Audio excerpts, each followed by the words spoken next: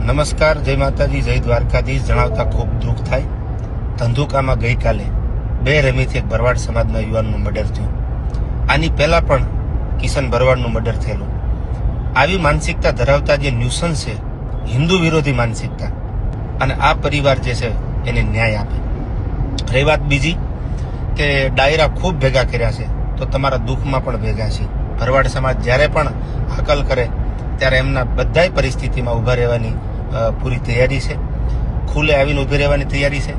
ત્યારે દ્વારકાધીશને પ્રાર્થના કરી જે પરિવાર ઉપર દુઃખ પડ્યું છે એને મજબૂત બનાવે, એને આ દુઃખનો સામનો કરવાની ક્ષમતા અને શક્તિ આપે, કાયદો અને વ્યવસ્થા સાથે એને ન્યાય આપે, એવી આપણી બધાની માંગ છે.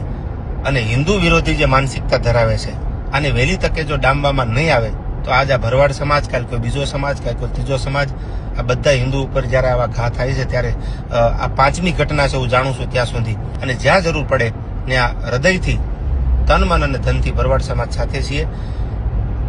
જય સિયારામ, જય દ્વારકાધીશ.